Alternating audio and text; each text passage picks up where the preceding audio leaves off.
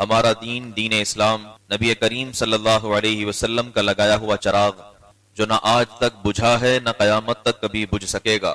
جب بھی کفر کی طرف سے بڑی تیز آندھیاں چلیں، اللہ قرآن میں فرماتا ہے کفار تو یہ چاہتے ہیں کہ اللہ کے نور یعنی اسلام کو بجھا دیں، مگر اللہ تبارک و تعالی اپنے نور کو مکمل اور باقی فرما کر رہے گا۔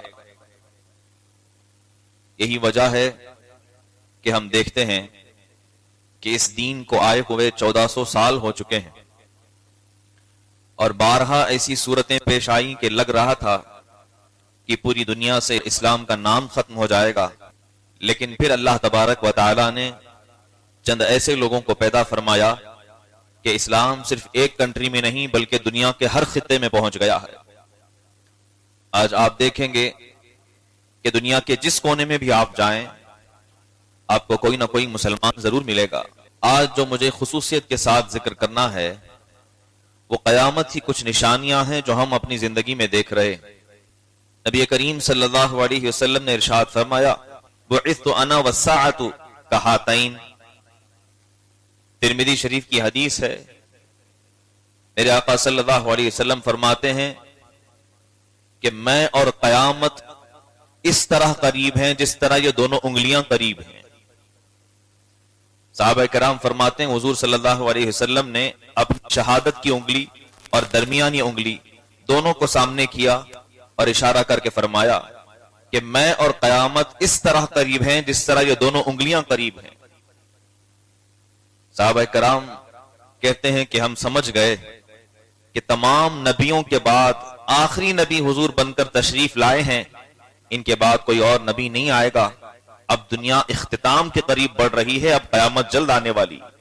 ورنہ آپ دیکھیں حضرت ابراہیم علیہ السلام اور نبی کریم صلی اللہ علیہ وسلم کے درمیان کا جو فاصلہ ہے تقریباً 2000 سال سے بھی زیادہ کا فاصلہ، اور اس سے پہلے کے انبیاء کرام کے درمیان کتنا جو ہے وقت گزرا ہے، کئی ہزار سال گزرے، لیکن نبی کریم صلی اللہ علیہ وسلم کے ظاہری طور پر وفات کے بعد صرف 1500 سال کے قریب ہم آ چکے ہیں، اور قیامت کی نشانیاں تقریباً پوری ہوتی ہوئی نظر آ رہی ہیں۔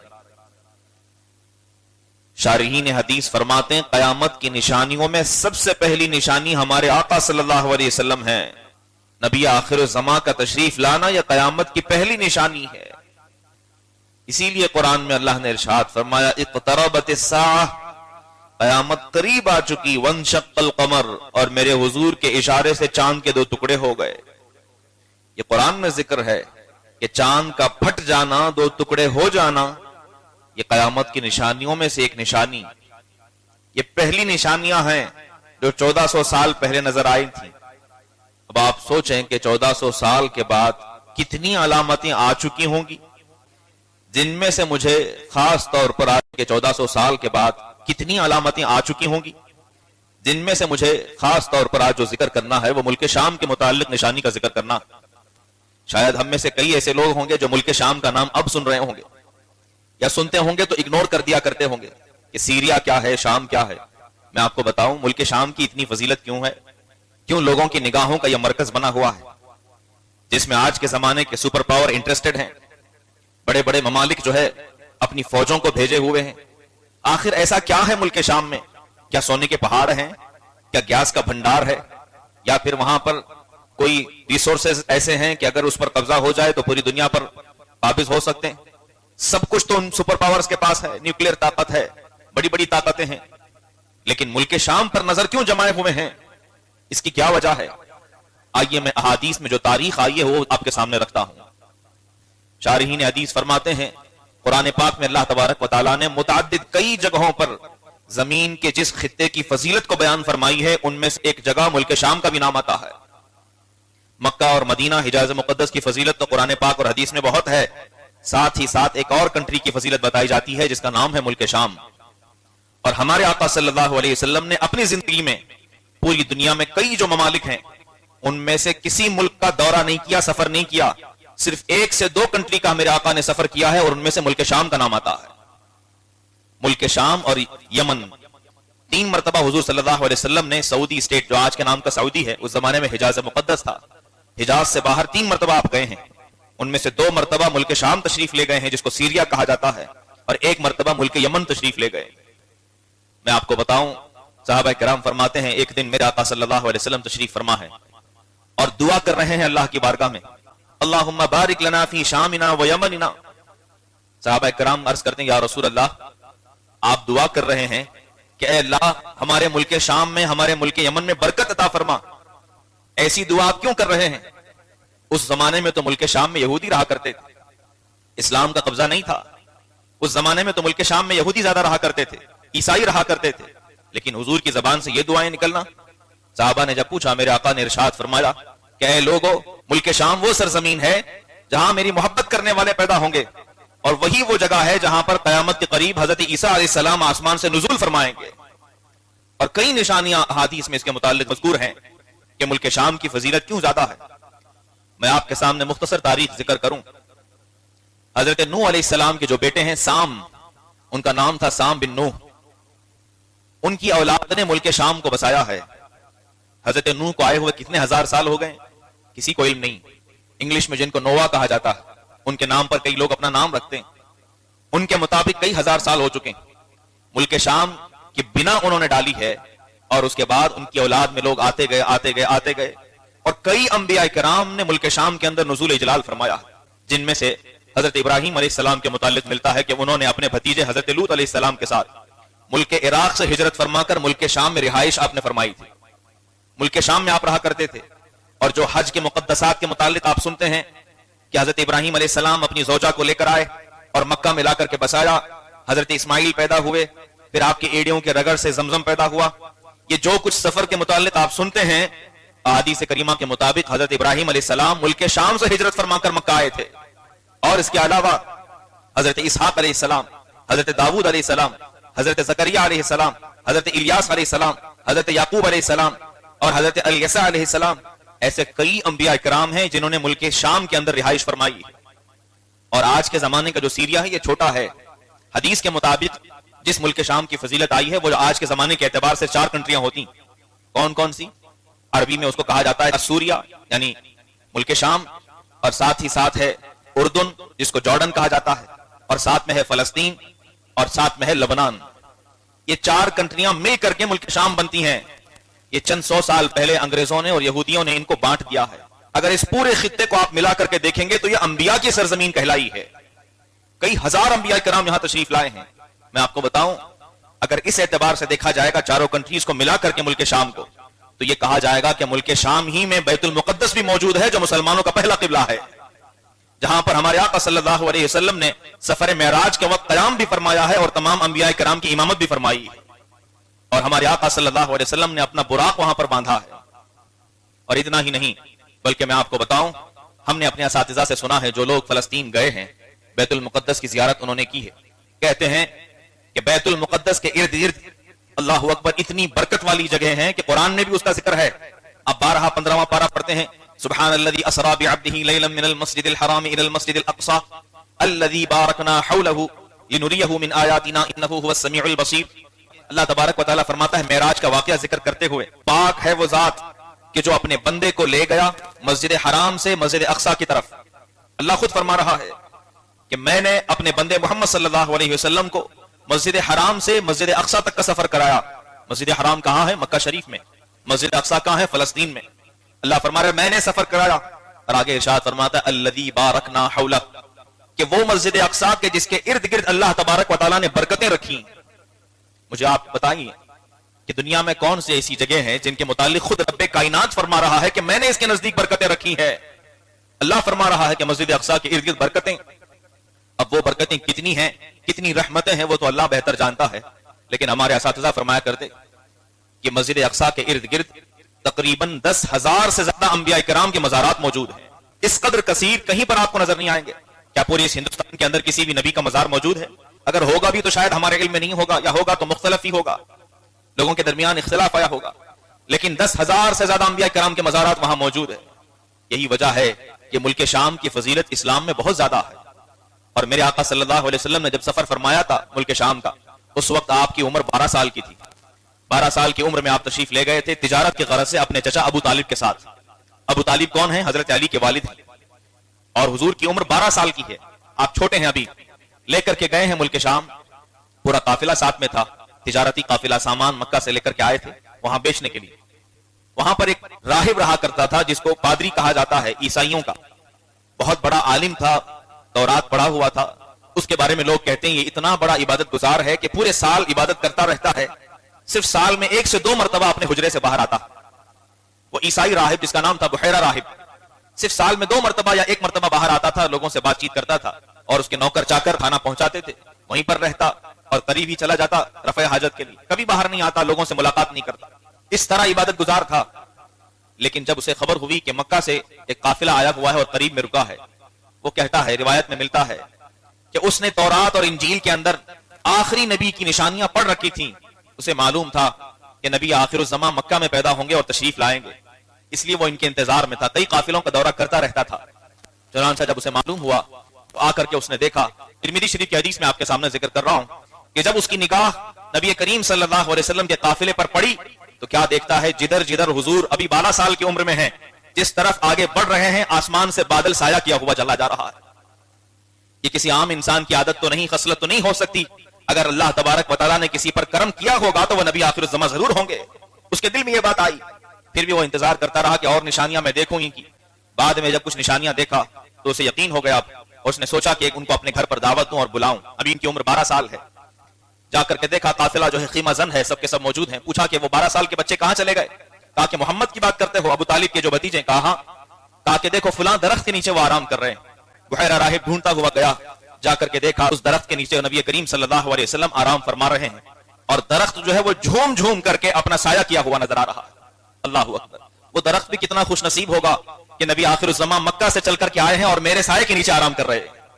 اور بعض گوگل کے سرچز کے مطابق وہ درخت اب بھی موجود ہے، جس کو بعض لوگ کہا کرتے ہیں کہ یہ وہ درخت ہے جس نے اپنا سایہ حضور کی خدمت کے لیے پیش کیا ہے۔ یقیناً اس زمانے کی ہر چیز، ہر ذرہ وہ نصیب والا ہے کہ جس نے اپنی آنکھوں سے رسول پاک کے چہرے کی زیارت کی ہے۔ اللہ اکبر! بحیرہ راہب نے جب دیکھا، کہا کہ آپ میرے یہاں مہمان بنیے، بلایا، اور ساتھ میں ابو طالب کو بلایا اور کہا کہ میں نے دعوت اس لیے کی ہے کہ میں آپ کا خیر خواہ ہوں اور آپ کی بھلائی چاہتا ہوں، میں صرف آپ سے یہ ذکر کرنا چاہتا ہوں کہ یہ جو بھتیجا تم ساتھ میں لے کر کے آئے ہو یہ کوئی معمولی شخصیت نہیں ہے، اللہ تبارک و تعالیٰ نے ان کو نبی بنایا ہے، اور ایک وقت کے بعد ان کے ساتھ پورے مسلمان ہوں گے، اور یہ آخری زمانے کے نبی ہیں، ان کا مقام بہت بلند ہے، یہ میری خوش نصیبی ہے کہ میں نے ان کو اپنی آنکھوں سے دیکھا ہے، لہٰذا اگر تم چاہتے ہو کہ اس سے آگے اگر سفر کرو تو سفر نہ کرنا، کیونکہ یہودی اور عیسائی ان کے قتل کے انتظار میں ہیں، وہ نہیں چاہتے کہ نبی آخر الزمان آگے آئیں اور اسلام شروع ہو جائے، سب کو تاریخ معلوم ہے، لہٰذا یہیں سے تم اپنا سامان بیچ کر کے مکہ واپس چلے جاؤ۔ ترمذی شریف کی حدیث ہے، ابو طالب نے پورے قافلے سے کہا کہ ہم یہیں سے واپس لوٹنا چاہتے ہیں، تو جس جگہ پر وہ لوگ موجود تھے ملک شام، وہاں پر انہوں نے اپنا پورا غلہ فروخت کیا اور وہاں سے واپس مکہ شریف تشریف لے گئے۔ یہ ہے ملک شام جہاں پر میرے آقا صلی اللہ علیہ وسلم کے نبی ہونے کے متعلق سب سے پہلے بحیرہ راہب نے بتایا۔ تو پھر ہم سے پوچھتے ہو ملک شام سے محبت تم کیوں کرتے ہو؟ ہمارے آقا صلی اللہ علیہ وسلم نے جس ملک شام سے محبت فرمائی، اب ہر امتی زندگی میں کسی اور سے نفرت تو کر سکتا ہے، کسی اور کنٹری سے نفرت تو کر سکتا ہے، لیکن جو ملک ہمارے نبی کو محبت اور محبوب ہے ہم ضرور اسے پیار کریں گے اور محبت کرتے ہوئے نظر آئیں گے۔ ملک شام ہماری نگاہوں کا مرکز بنا رہے گا۔ اور اتنا ہی نہیں، میں ایک اور حدیث پاک ذکر کروں جسے پڑھ کر کے رونگٹے کھڑے ہو جاتے ہیں۔ اللہ اکبر! میرے آقا فرماتے ہیں قیامت کے قریب جب پوری دنیا کے اندر فتنہ پھیل جائے گا تو میری امت میں سے ایک شخص پیدا ہوگا جس کا نام محمد ہوگا، جن کو ہم امام مہدی رضی اللہ عنہ کہتے ہیں۔ امام مہدی رضی اللہ عنہ کا دارالسلطنت جہاں سے آپ حکومت فرمائیں گے وہ جگہ ملک شام ہوگی۔ پوری دنیا کے اندر فتنہ و فساد بھر جائے گا، اگر کوئی سرزمین فتنوں سے باقی رہے گی تو وہ ملک شام باقی رہے گا۔ حضرت عوف بن مالک رضی اللہ عنہ کہتے ہیں ایک دن میں رسول پاک صلی اللہ علیہ وسلم کی بارگاہ میں حاضر ہوا، نبی کریم صلی اللہ علیہ وسلم ایک خیمے کے اندر موجود تھے۔ میرے آقا نے ارشاد فرمایا مجھے اللہ کی طرف سے 6 نشانیاں بھی بتائی گئیں، 6 نشانیاں قیامت کی بتائی گئی۔ کون کون سی نشانیاں؟ اللہ اکبر! سب سے پہلی قیامت کی نشانی یہ ہوگی کہ میں تمہارے درمیان سے پردہ کر جاؤں گا، یعنی انتقال کر جاؤں گا، وفات ہو جائے گی، یہ پہلی نشانی۔ دوسری نشانی میرے آقا فرماتے ہیں دوسری نشانی یہ ہے کہ بیت المقدس فتح ہو کر رہے گی۔